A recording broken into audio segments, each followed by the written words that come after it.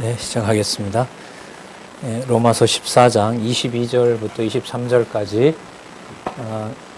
의심하며 믿음으로 하지 않는 것이 죄가 되는 것을 가르쳐 주십니다. 약자를 사랑으로 하나님의 아가페죠. 하나님이 원하시는 사랑으로 할 수 있는 믿음을 주지 않으면 의심이 생길 수밖에 없고요. 그 의심은 바로 죄가 된다는 것입니다. 유대인들처럼 하면 죄가 안 되는 게 아니에요, 이제는. 그러니까 이 복음을 바울이 쓸 때 유대인 바리새인으로서 선과 악의 기준이 너무 선명했던 바울로서 이방인도 함께 유대인들 방식도 아닌 죄와 선을, 악과 선을 얘기하는 것이 바울 스스로도 아마 엄청난 충격이었을 것 같아요.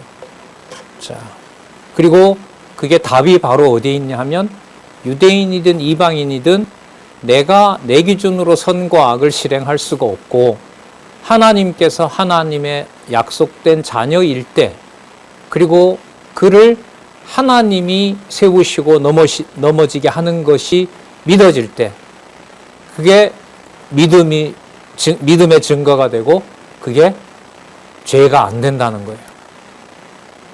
남들이 다 박수치는 행위를 하면 세상에서는 그게 뭐가 돼야 되죠? 선이어야죠. 맞잖아요. 선한 일을 했다라고 칭찬을 하잖아요. 그러나 바울이 하나님이 주시는 하나님의 백성이 받는 의의 행위는 그런 기준으로 되는 것이 아니라는 거죠. 이 진짜 다른 차원의 문제예요. 그래서 이 성경을 윤리와 도덕적인 기준에서 벗어나서 성경을 하나님의 존재와 능력으로 본다는 것이 절대로 쉬운 문제가 아닙니다. 이거는 불가능하다고 봐요. 일단 성경을 순서대로 연결을 못 시키면 일단 진입도 안 되게 되어 있어요. 또 다른 율법을 만드는 일이 되는 거죠. 명령 한마디만 자기 좋은 대로 만들어버리면 22절 내게 있는 믿음을 하나님 주신 믿음을 하나님 앞에서 스스로 가지고 있으라. 좀 설명을 하면 남을 판단하는 데 쓰지 말고 형이 됐으면 형의 위치를 잡는 거지 동생을 가르치려고 드지 말라 이 말인 거죠. 그러니까 안내자인 거냐 간섭하는 거냐 이거는 하나님의 능력에 달려있고 신앙의 선배들로 봐서는 매우 신중하고 조심할 일인 거죠. 스스로 가지고 있으라. 자기의 옳다는 바로 자기를 뭐 하지 않는 자? 책하지 않는 자. 저 여기 주석해 놨죠. 자기를 높이지 않는 자. 자기를 호의적으로 판단하지 않는 자. 좋게 여기지 않는 자. 다시 말해서 과시하지 않는 자.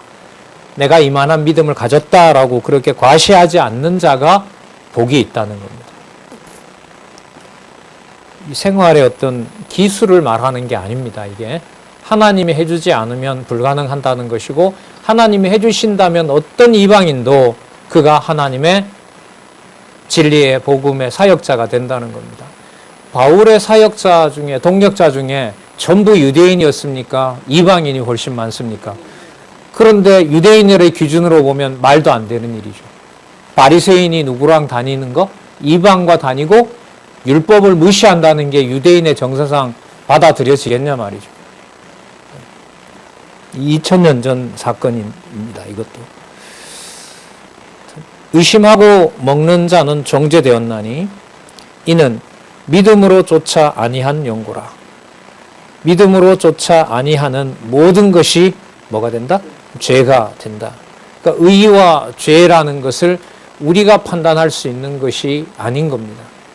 유대인의 기준으로 말할 수 있는 것도 아니고 이방인이 모든 걸 다 한다 해서 다 정당화되는 것도 아닙니다. 여기 일단 기록된 말씀으로 보면 의심하고 먹는 자는 이미 정죄함을 받았다는 거죠. 자기가 먹는 그 음식이 또 자신이 하는 그 행위가 하나님께서 믿음을 주시지 않으면 이 몸은 이미 읽어버리죠. 내가 뭐 하는 거다? 변명하는 거다. 설명합니다. 그러니까 지체라는 이름, 지체를 위한다는 이름으로 교회를 무너뜨리는, 하나님의 성전을 훼손하는 일을 사람이 할 수밖에 없는 겁니다. 그게 바로 믿음을 주지 않고 믿음을 주지 않는 행위가 바로 죄가 되는 것하고 똑같은 겁니다. 그러니까 이게 지금 바울이 무너뜨리려고 하는 게 아닙니다. 하나님의 교회를 하나님이 원하는 성령 안에 있는 의와 그 다음에 평강과 희락의 화목이 이루어지는 바로 그곳이 어디다? 교회다라는 사실을 알려주는 겁니다. 왜냐하면 14장 지나고 15장 지나고 16장에 가면 이 성경 안에 있는 의와 평강과 희락이 함께하는 수십 가정교회를 소개하잖아요. 그걸 지금 설명하기 위해서 그분들이 어떤 분이냐라는 걸 설명하기 위해서 지금 요 내용을 얘기합니다. 따라서 저분들은 나를 도와줬기 때문에 귀한 동력자나 지체가 아니라 누가 세워준 분들이기 때문에 그렇다? 하나님이 세워준 분들이기 때문에 그렇다. 하나님이 의롭다고 한 자녀를 하나님이 키우신다. 그러면 바울로서는 간섭하는 것이 아니라 깨달은 말씀을 보내준 대로 다시 가서 그대로 뭐 하는 수밖에 없어요. 다시 또 설명하는 수밖에 없어요. 고린도전서 같은 경우에는 보내고 나중에 또 고린도로 가거든요. 그럼 이미 고린도서를 받은 거죠. 그럼 고린도서 받은 대로 또 얘기를 해요. 그리고 다시 또 나옵니다. 했는데 또 인간적으로 문제가 생겨요. 다시 또 후서를 기록해서 보냅니다. 후서 기록하면서 또 다시 간다고 얘기합니다.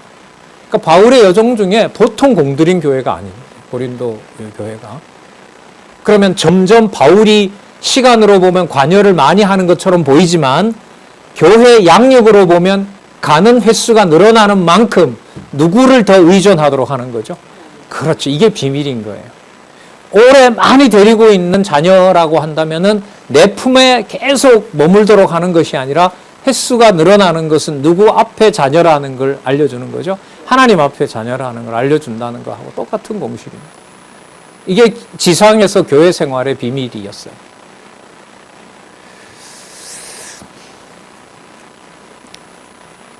믿음으로 쫓아 아니한 영고라. 믿음으로 쫓아 아니하는 모든 것이 죄니라. 이방 형제 빼고요. 이방 형제도 마찬가지고요. 마찬가지입니다. 더하죠. 왜? 이방인들이 약자니까. 여호와 하나님을 받은 적도 없고 받아서 바로 자기 좋은 대로 다 써버리고 하니까 더 고린도 교회, 고린도 사람이라는 게 욕이라고 말씀드렸죠. 고대 문헌에 보면 아이 고린도 사람 같은 놈 이러면 이건 지상 최대의 욕입니다. 그 동네에 있었던 가장 지저분한 욕이거든요. 그런데 고린도 성도라는 말을 가능하게 하잖아요. 하나님께서. 자, 그래서 결과가 뭐냐 하면 8270페이지 이방을 뭐하게 해요? 용납해요.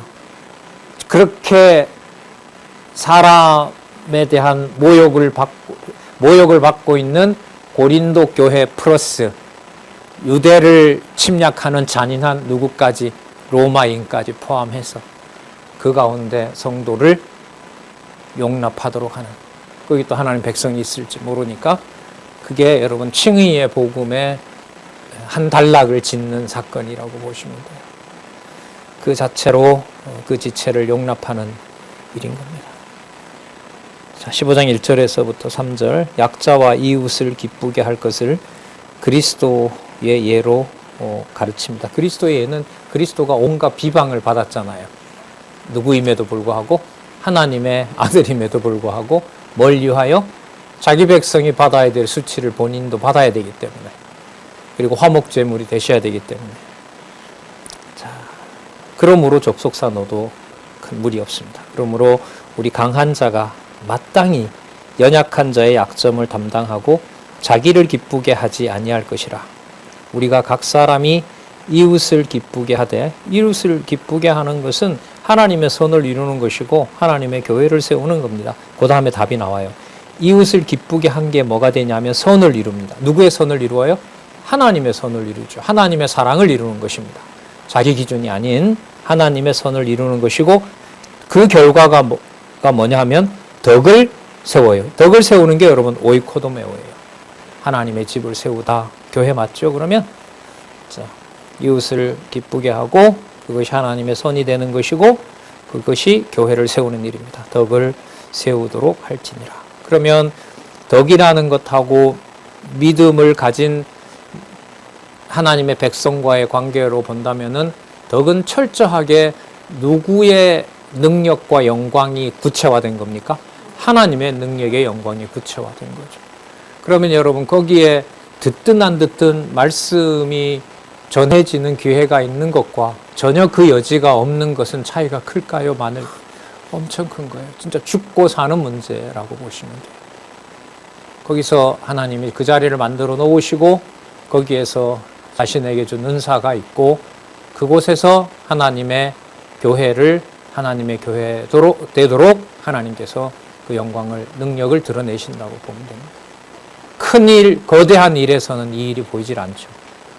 인간적인 어떤 그런 일에서는. 자, 3절에 보시면 그리스도께서, 자, 예를 듭니다. 그 근거를 제시하죠. 그리스도께서 자기를 기쁘게 하지 아니하셨나니, 자, 기록된 바 구약의 언약이 성취됐다는 겁니다. 시편 69편 9절. 주를 비방하는 자들의 비방이 내게 미쳤나이다 함과 같으니라. 하나님의 메시아인데, 하나님이 기름 부음을 받은 메시아인데 하나님이 계속해서 누구를 붙여놔요? 대적을 붙여놓잖아요. 시편 3편에서부터 89편의 구조가 성취를 기원하도록 하는 간구신데 대적에게 맡기고 불택자처럼 취급하고 하나님의 성전을 찾아갔는데 성전은 없애버리고, 그렇게 하나님 백성일 수 있는 외적 조건을 전부 끝내놓는 상황이라고 보시면 돼요. 이걸 누가 그대로 받으신다는 거예요? 그리스도가 그대로 받으셨다는 거죠. 근데 그게 누구의 뜻을 이루는 거예요? 하나님의 뜻을 이루고 유대인들이 그렇게 철저하게 버려야 누가 먹어요? 이방이 먹는 풍성한 잔치가 된다는 거죠. 이게 하나님의 섭리가 아니고 뭐냐는 겁니다. 그러니까 어디까지 넘어졌다, 어디까지 세워졌다, 이 표현은 조심해야 될 말인 거죠. 특히 이제 이런 상식이, 이런 어떤 진리의 말씀에 토대를 둔 이런 어떤 평가들이 가정교회에서부터 자라나야 되는데 그게 그동안에는 많이 아쉬웠던 거죠. 진리의 말씀의 확인을 통하지 않으면 불가능하다는 것도 여러분들 많이 아쉬웠고요. 그리고 그 기록된 말씀처럼 예수 그리스도의 삶을 본받도록 하여 하나님께 영광이 되도록 한다는 것이 나옵니다. 당연하죠. 그게 바울의 영광을 위한 것이 아니거든요. 그리스도 자신이 영광을 독차지합니까? 아버지의 뜻대로 되었다고 아버지를 찬양합니까? 아버지의 뜻에 찬양하는 거 아니겠습니까? 그렇게 되는 겁니다. 15장 4절에서부터 6절. 무엇이든지 전에 기록한 바는, 약속된 바는 이렇게 됩니다. 우리의 교훈을 위하여 기록된 것이니 우리로 하여금 인내로 또는 성경의 안위로 소망을 가지게 하려 함이니라. 인내, 자, 참게 되는 겁니다. 약속을 기다리는 거죠, 인내는. 그리고 무엇으로 위안을 받아요? 기록된 말씀으로 위안을 받아요. 그럼 바울 입장에서는 자기가 지금 겪는 이 사건이 일단은 그리스도와 관계가 되고, 그리스도가 왜 그런 일을 겪었냐라는 게 성경은 여기서 구약이거든요. 창세기에서부터 말라기에 기록된 말씀을 보니까 이게 하나님의 약속이었다라고 믿어지는 거예요. 우리가 지금 말씀을 보는 것도 창세전 하나님께서 선택하신 대로, 정하신 대로 된다는 것에서 최종적 위안을 얻는 것하고 똑같죠. 그래서 로마서도 제일 마지막 16장 25절부터 비밀을 어디서부터 소개합니까? 창세전에 있었던 비밀로 다시 소개합니다. 그래서 제가 이 로마서 구조가 바로 강론집 구조라고 안내를 드렸던 거죠. 창세전 뜻 얘기하고, 구약의 근거 얘기하고, 지금 있는 일의 주인이 그리스도이심을 얘기하고, 그이 성취되었다고 얘기하고, 성취는 구약의 내용이 성취되었다는 걸 얘기하고, 아버지께 영광이 돼야 된다고 결론에서 맺고, 그럼 이게 강론집 구조잖아요. 마태복음은요, 로마서는요, 하나님의 창세전 작정하신 뜻에 근거를 둡니다. 그래서 로마에도 하나님의 말씀이 전해졌고 세우신 교회를 하나님이 양육시킵니다. 구체적으로 이러이러한 일들이 이방인에게도 반드시 전해져야 됩니다. 그것은 다윗도 얘기했고 이사야도 얘기를 했습니다.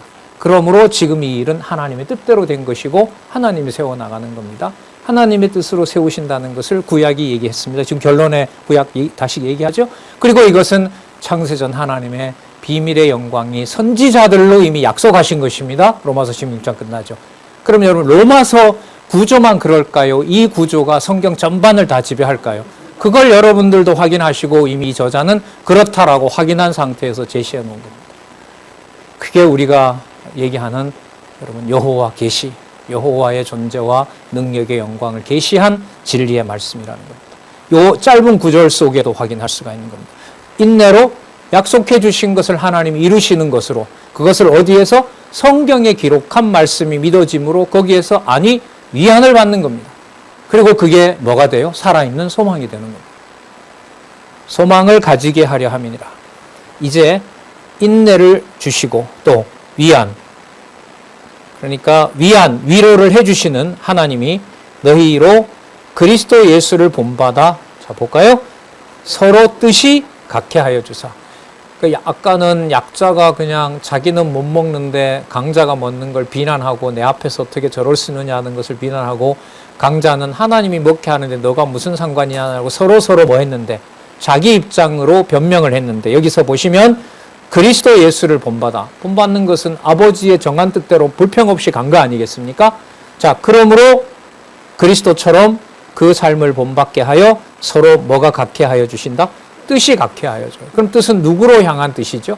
하나님이 정한 뜻대로 한 것으로 보는 거죠. 그리고 그게 근거가 성경에 기록되어 있는 겁니다. 이방인이 저렇게 잔인한 로마 군인도 하나님의 자녀로 선택받은 자가 있다는 것이 구약에 약속되어 있습니다. 유대인 형제들, 이걸 알려주는 거예요. 그걸 못 받는 자도 있고 놀라는 자도 있고 맞다라고 아멘하는 자도 있을 것이고.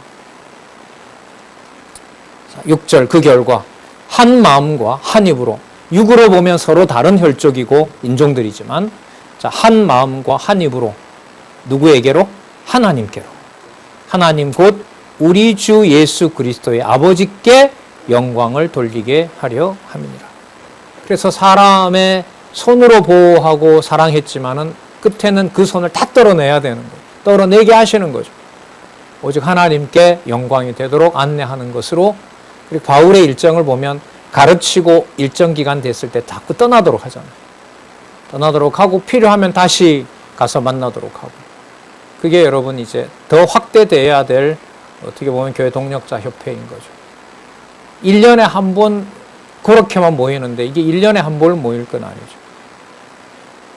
지역별로, 뭐 해외를 기준으로, 뭐 미주에서 아니면은 중국에서 이런 식으로 해서 지속적으로.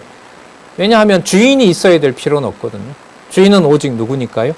하나님 곧 우리 주 예수 그리스도의 아버지께 영광이 되는 거니까, 단 진리의 말씀에 토대를 놓지 않으면 사업은 사람 보고가 되기 때문에, 그래서 인간적으로 말하면 모일 필요는 없는 거죠. 지체가 그리워지는 일을 종일 사람이 하는 일로 해놓고 지체를 만나서 자랑밖에 할 게 더 있겠습니까? 또 다른 사업을 위해서 그야말로 후원하라고 하는 얘기밖에 더 하겠냐 말이죠. 참 엄격합니다. 자, 15장 7절에서부터 13절에 보면 언약을 이루어. 자, 언약을 사람이 이룰까요? 우리 주 예수 그리스도의 아버지께서 이루실까요? 아버지가 이루시죠. 자녀의 유산은 아버지가 챙겨주시는 겁니다. 이방인도 이렇게 되겠죠. 본문으로 가면 이방인으로 영광 돌리게 할 것을 가르쳐 줍니다. 이방인들도 아버지라고 부를 수 있다. 하나님은. 유대인들은 정작 여호와를 아버지로 거의 안 불렀습니다. 구약에 보면 그렇게 못 불러요. 근데 그리스도가 오심으로 아버지라고 부르는 것을 그대로 부르게 해주신 거예요. 그 유대인들로 봤을 때는 이방인이 여호와 하나님의 이름도 못 부르는데 아버지라고 부르는데 이거는 막 치가 떨리겠죠. 아브라함을 끼워 넣어도 화가 나는데. 그러므로 그리스도께서 우리를 받아 하나님께 영광을 돌리신과 같이 너희도 서로 받으라. 누구니까? 같은 아버지이니까. 저거 좀 끄면 안 될까요? 제가 목이 이제 막히기 시작하는데 앞에 거만 좀 끄시면. 방송은 괜찮은데 제가요.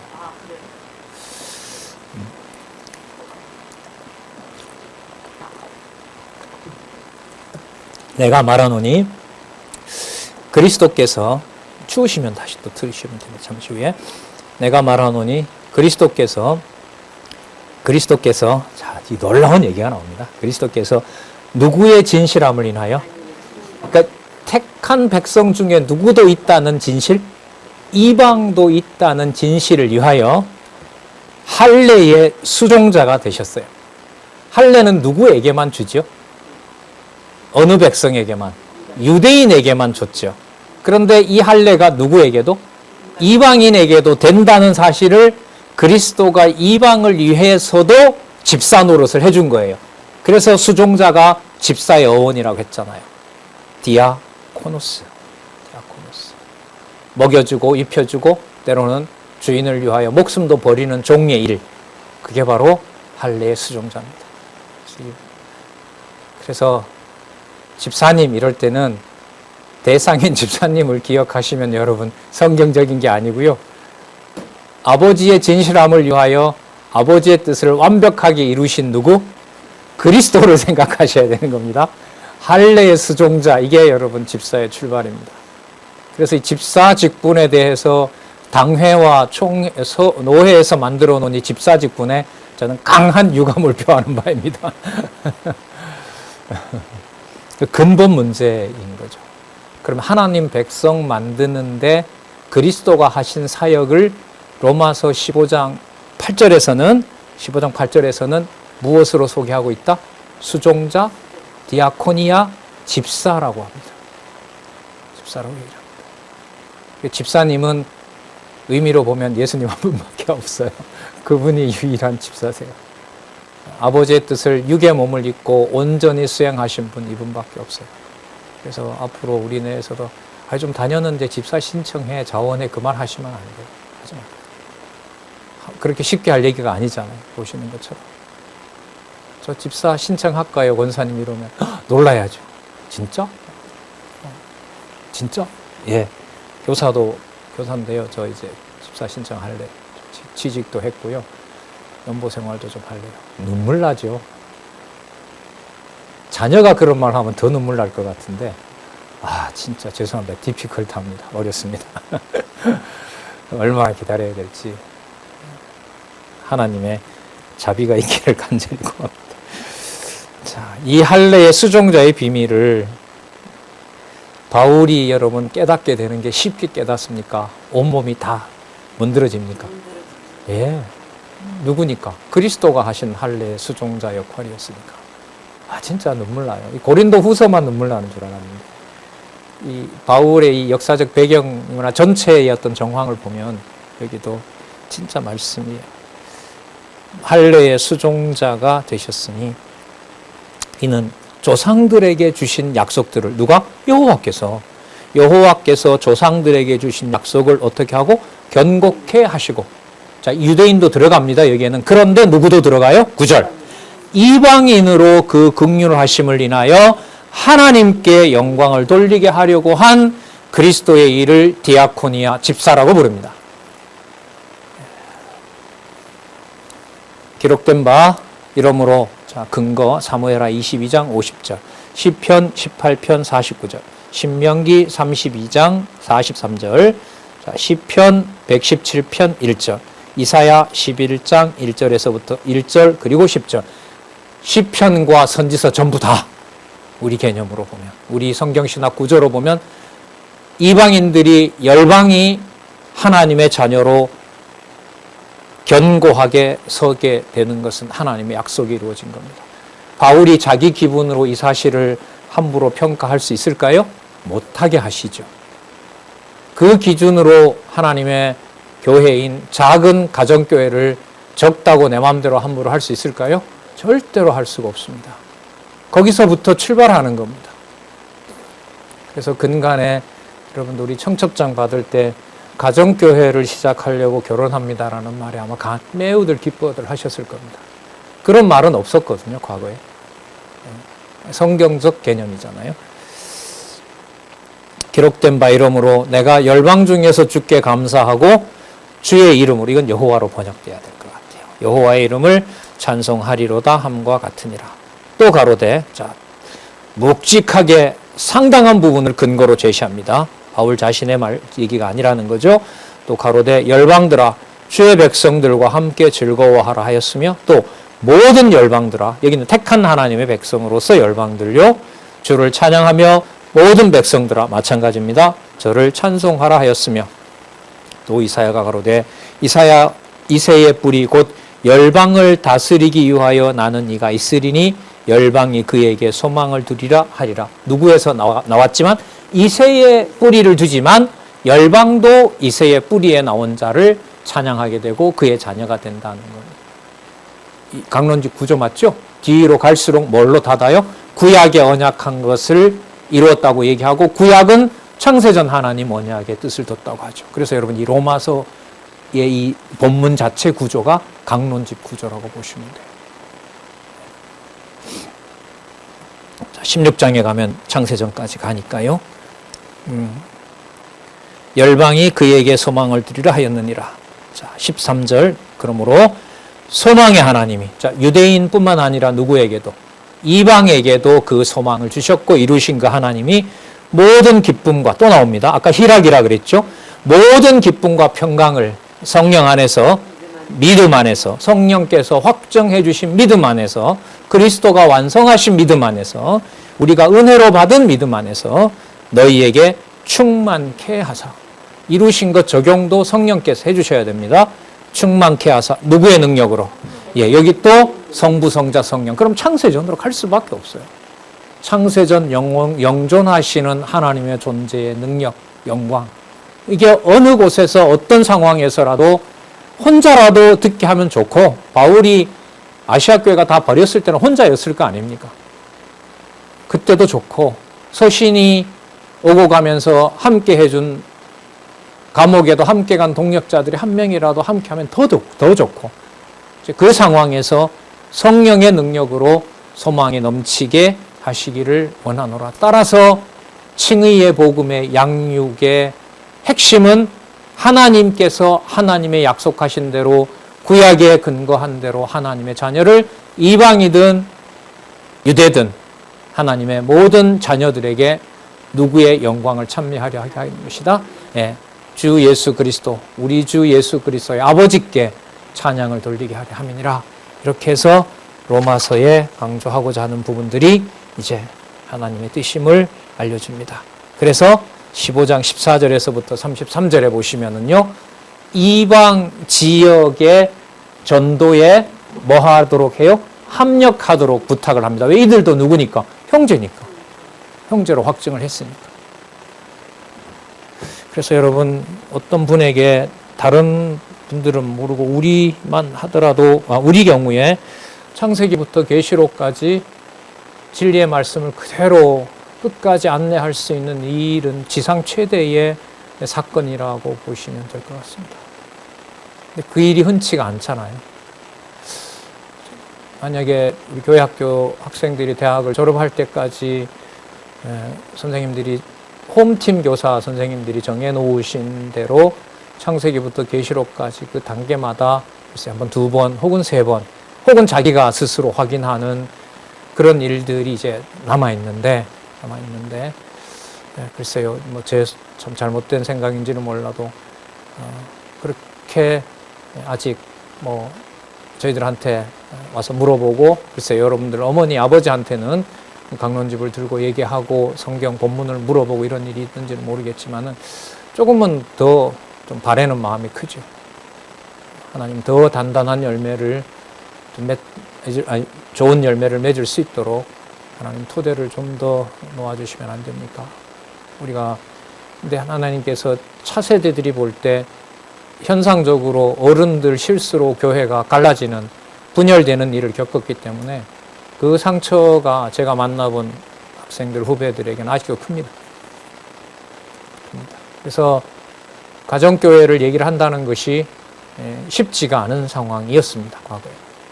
몇 년 전, 6년 전에. 지금은 교회 학교 졸업식 우리가 지나면서 학생들의 입에서 성경 공부하는 것이 중요하고 그걸 앞으로 해가고 싶다는 고백에서 진짜 많이 부끄럽기도 하고, 제발 하나님 좀 놓지 마십시오. 제발 좀 키워주십시오. 이런 소망도 간절함도 또 생기게 됐습니다. 여러분들도 같은 마음이라고 봅니다.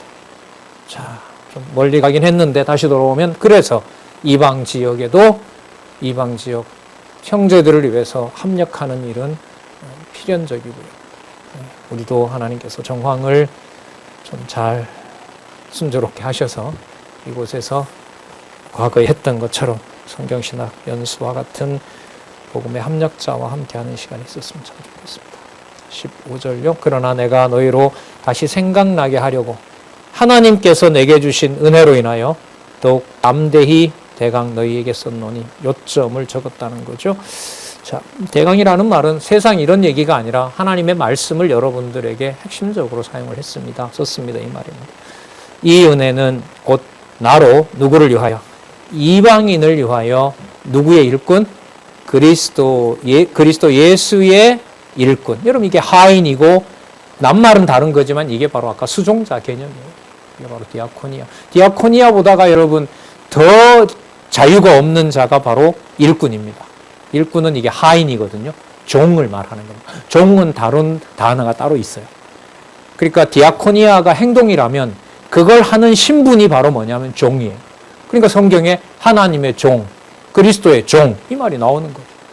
그 말은 바로 그리스도가 할례의 수종자가 되셨기 때문에 디아코노스의 행위를 완벽하게 성취하신 그리스도의 그 뜻에 완벽하게 따르는 자들, 그들이 바로 일꾼이죠.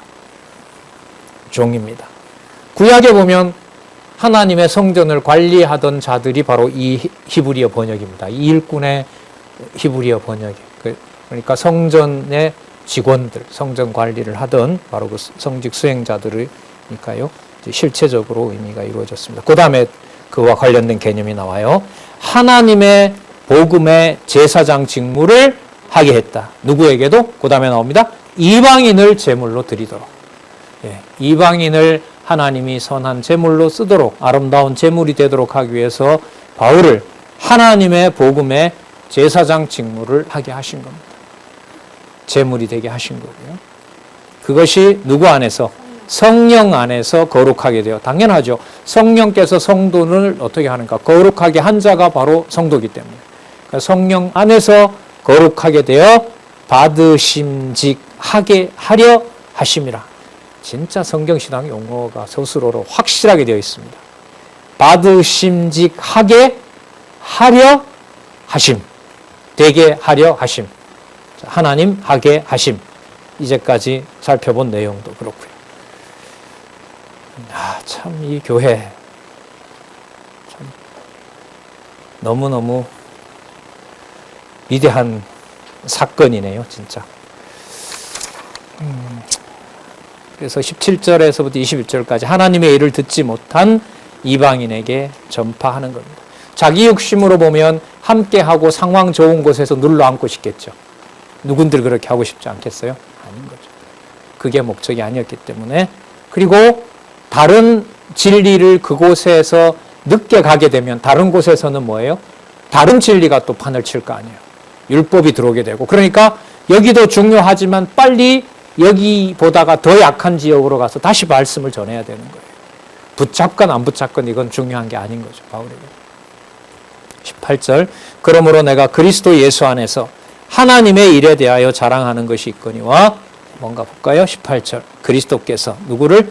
이방인들을 순종케 하기 위하여 나로 말미암아 말과 일이며 표적과 기사의 능력이며 자 하나로 모읍니다. 성령의 능력으로 역사하신 것 외에는 내가 감히 말하지 아니하노라. 그래서 여러분 교회 동력자 옆에 총회 보고 뭐 하는 거죠? 성령의 능력으로 역사하신 것을 알려주는 겁니다.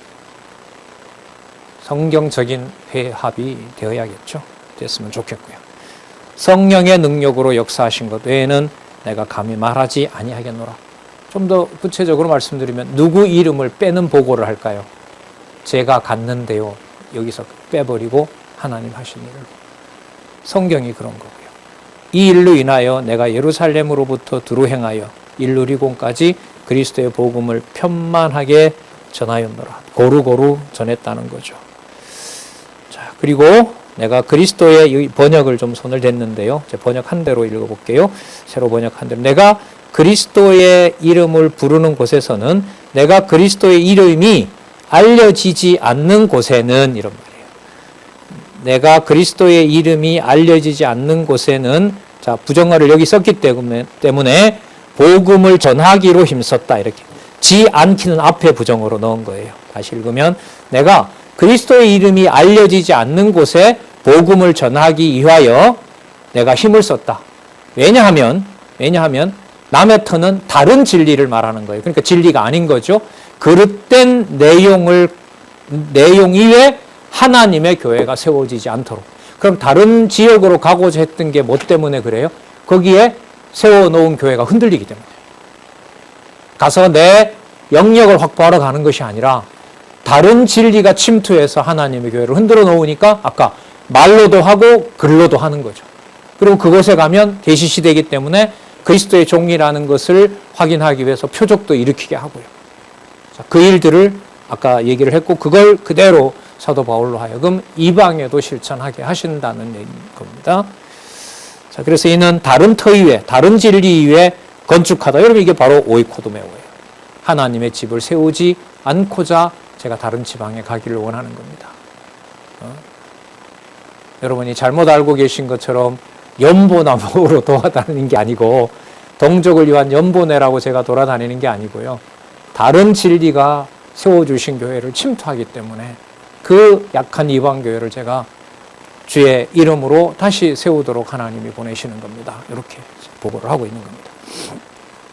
21절 근거를 제시합니다. 기록된 바 주의 소식, 주는 앞에 나왔던 그리스도의 이름이겠죠. 그리스도의 이름의 소식을 받지 못한 자들, 이게 바로 복음이잖아요. 그들이 볼 것이요 듣지 못한 자들이 뭐 하기 때문에 깨달을 거기 때문에. 그런데 다른 진리가 와서 흔들어 놓으면 받았던 말씀도 어떻게 되니까요? 흔들리게 되니까. 그래서 빨리 가고 싶은 거죠. 바울이 예루살렘 일정을 보면 오순절 전에는 내가 가고 싶다, 언제 가고 싶다 이런 걸 구체적으로 밝힙니다. 그게 지금 이 편지, 이 말씀에 의해서 본다면은 자기가 전한 말씀으로 주의 교회 혹은 그 이방인 교회가 어떻게 해요? 흔들리기 때문에. 그것보다가 급한 일이 없거든요. 그럼 가장으로서 가장 급한 일은 뭐죠? 자녀가 굶는 거. 자녀가 굶지 못하게 하고, 굶지 않게 하고, 병들지 않게 하고 케어해 주는 거잖아요. 마찬가지로 하나님의 교회가 가장 중요한 일이 뭐냐면 아버지로부터 멀어지게 되는 게 가장 큰 병 아니겠어요? 그걸 위해서 그 일정들을 얘기하는 겁니다. 그래서 이것도 여러분 사실 하나님께서 주셔야 돼요. 어느 선이 되면 오랜만에 하는 게 안부 전화가 되는지, 야, 그래도 이 사람은 시간이 지나서 이렇게 전화를 해주는 거구나. 이게 상황으로 갈지, 뭐 여러분들도 글쎄요, 겪으시겠지만 저는 되게 궁금한데 그 일은 이 사람한테 물어보면 제일 좋거든요. 근데 그 사람한테 전화를 해요, 못해요? 네, 할 수 없게 되는 경우가 훨씬 많아요. 그리고 전화 딱 들고, 제가 권사님 아니면 그 소식 누구한테 듣겠어요? 그러면 끝나요. 맞죠? 이 일을 제가 권사님한테 안 물으면 누구한테 물어요? 거기 하나님 어디 있어요? 그 말에? 그래서 막 얘기 듣고 하고, 아유, 고맙습니다. 뭐 끝난 거죠. 그렇게 되면. 그리고 제일 끝에 가다 공부 열심히 하세요. 지 영광, 지 욕심 다 채워놓고, 그런 웃기는 일을 많이 했습니다. 저도. 기록된 바 주의 소식을 받지 못한 자들이 볼 것이요 듣지 못한 자들이 기다리라 함과 같으니라. 여러분, 이러한 복음 전파가 붕뜬 얘기가 아니라 바로 아까 여러분 할례의 수종자, 아까 섬기는 자, 그게 뭐라 그랬죠? 디아코니아라고 하는 게 뭘 포함한다 그랬어요? 식사 대접, 그죠? 전체적으로 보면 무슨 생활? 연보 생활하고 직결돼요. 그래서 그 다음 내용에 연보로 가요. 연보 생활로 가요. 보겠습니다. 15장 22절에서부터 29절까지 서보나는 당시 세상 끝이죠. 스페인이죠. 협력할 것을 바라며 스페인 전도에 합력할 것을 바라며 그 마땅함을 알려줍니다. 하나님 앞에서 마땅한 거라는 겁니다. 그러므로 내가 너희에게 가려던 것이 여러 번 막혔더니 가고 싶어도 못 가는 겁니다. 다른 비진리가 난무해도 하나님이 보내주지 않으면 갈 수가 없어요. 이제는 이 지방에 일할 곳이 없고 여러 해 전부터 언제든지 서바나로 갈 때에 너희에게 가려는 원이 있었으니, 바울로서는 땅끝까지 복음의 증인이 되리라는 약속을 받았으니까 자기 기준으로 그때 땅은 서바나거든요. 끝까지 가고 싶었던 것 같습니다. 서바나로 갈 때에 너희에게 가려는 원이 있었으니, 소원이 있었으니, 이는 지나가는 길에 너희를 보고, 그렇죠, 로마에 들려서 거기서 교제를 나누고, 그리고 여러분들의 후원으로 제가 서바나에 같이 가고 거기서 함께 갈 동역자들이 있으면 같이 가고, 그 얘기를 하고 있는 겁니다. 이는 지나가는 길에 너희를 보고 먼저 너희와 뭐하고 교제하여. 이게 사실 사본에는 없더라고요. 이게 여러 사본을 보니까. 어쨌든 너희와 함께하고 약간 만족을 얻은 후에, 자, 후에라는 말도 좀 찾아보니까 여러분들과 교제하면서 여러분들과 마음이 서로 소통할 때에 이런 말입니다. 그 말은 뭐냐면, 제가 갔으니까 나를 얘기한 대로 빨리 경비를 잘 챙겨서 서바나로 보내주세요, 이런 말이 아닌 거예요. 되게 조심하고 있다고 여기서 보면.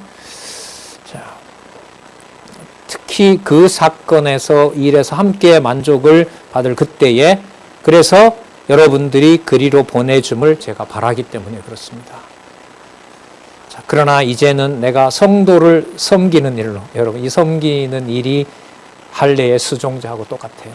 이건 동사로 되어 있어요. 디아코네오라고 되어 있습니다. 하지만 같은 말입니다.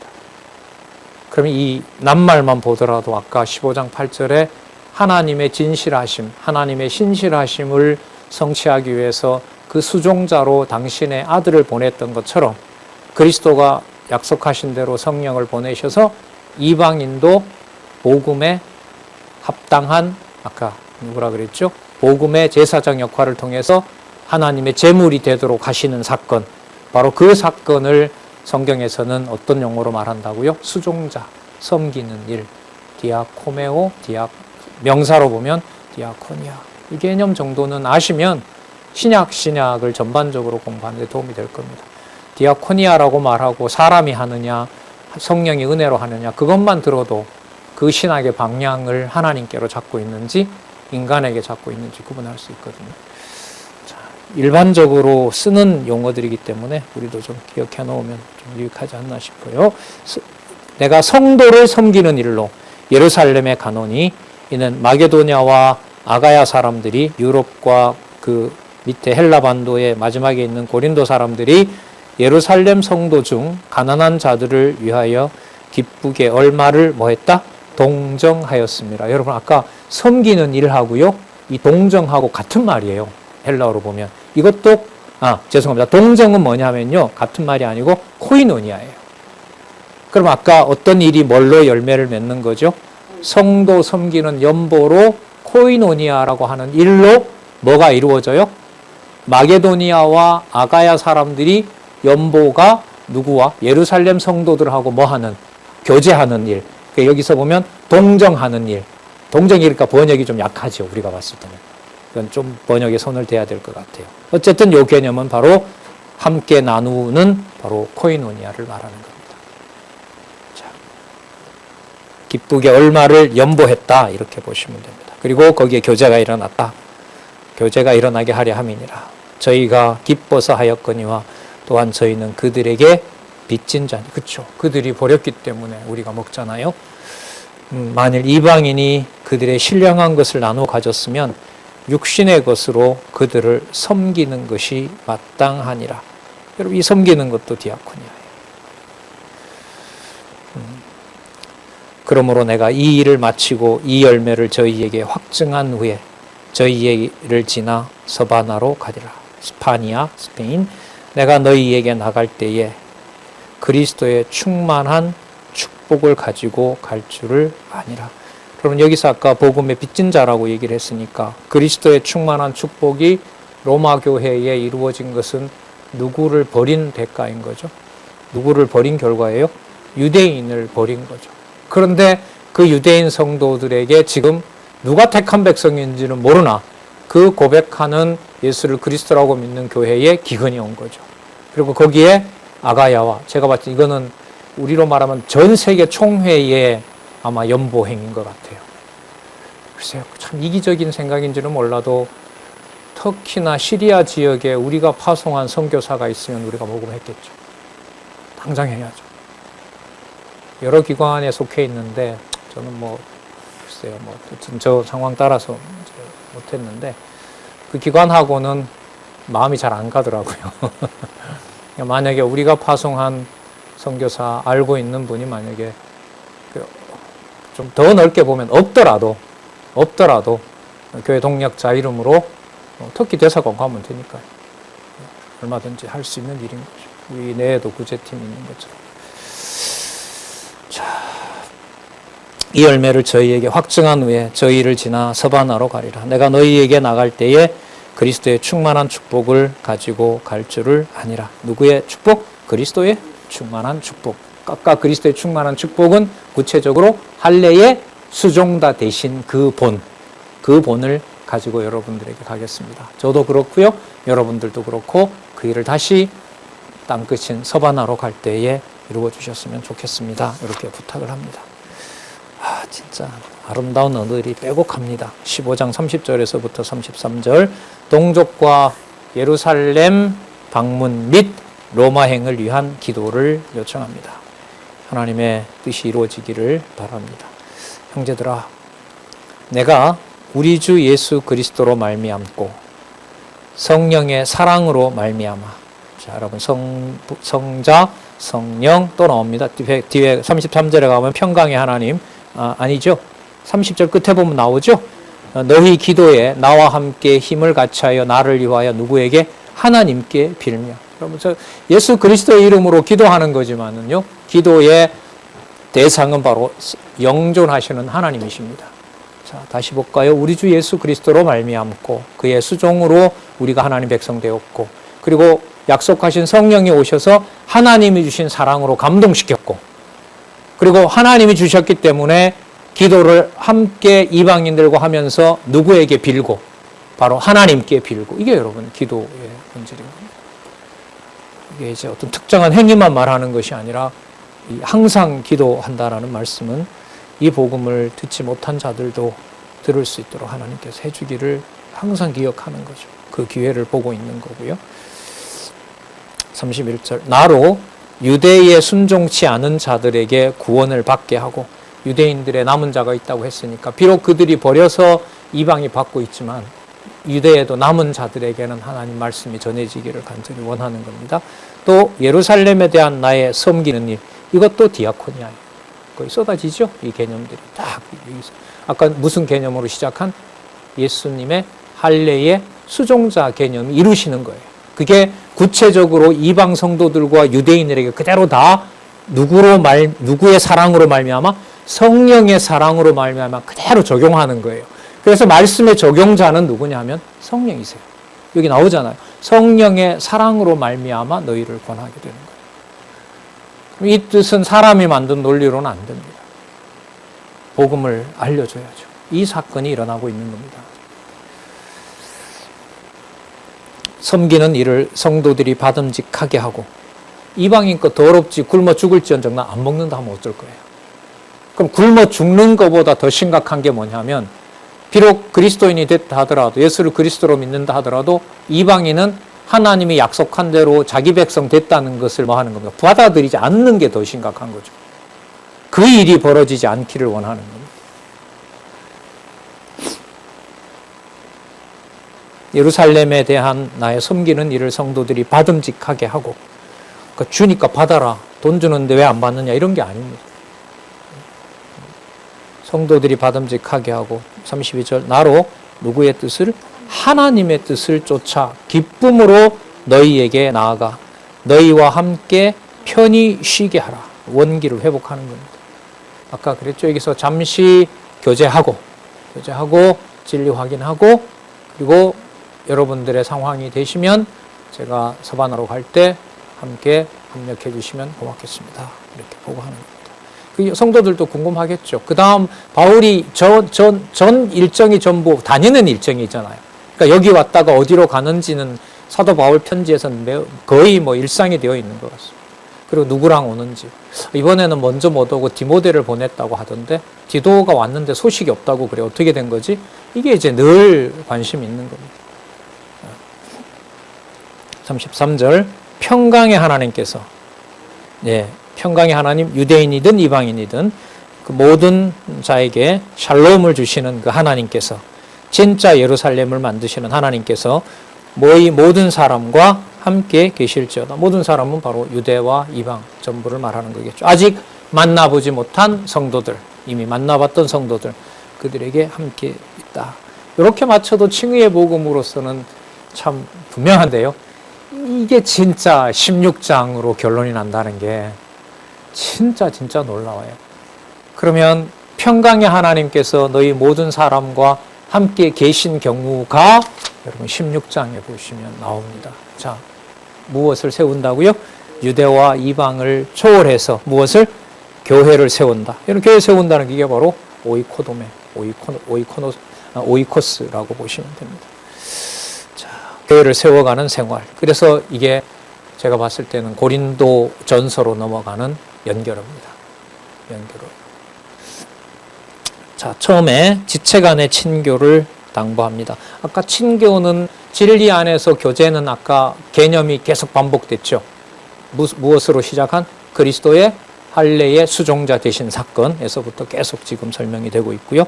보겠습니다. 16장 1절에서부터 2절 형제들에게 베베를 영접하라며 천거하는 이유를 알려줍니다. 추천하는 겁니다. 소개해 주는 거죠. 내가 갱그리아 교회의 일꾼으로, 여러분 여기 일꾼이 똑같아요. 다시 디아코노스입니다. 그럼 아까 개념이 같다는 말은 할례의 수종자로부터 시작한 그 개념이 사건이 여기도 어떻게 돼요? 사건은 다르지만 동일하게 계속해서 연결이 된다는 거겠죠. 자, 식사 시중 들죠. 그 다음에 굳은 일 하죠. 미리 준비해 놓고 있죠. 복음 전도자들이 오면 모셔서 대접하죠. 다음 일정을 알려주죠. 너무너무 중요한 동력자들이겠죠.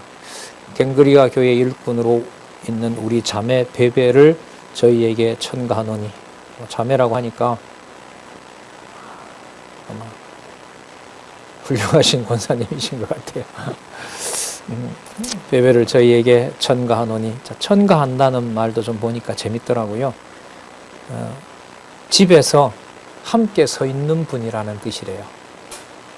그러니까 무슨 개념은 아니냐면 집에 수종 주는 자 이런 개념은 아닌 것 같아요. 이 개념. 그리고 여기서는 이제 아까 디아코노스라는 개념으로 우리가 말하는 원로인지 시무인지는 모르겠지만 바로 그 자매 소개를 합니다. 글쎄 이렇게까지 갈 필요는 없겠지만은 유대인 남자 중심의 문화는 아니죠. 그죠? 여기서 다 넘어서고 있어요. 16장에서. 예. 조금 지났는데요. 예. 12시 10분에 우리 16장 다시 한번 살펴보도록 하겠습니다.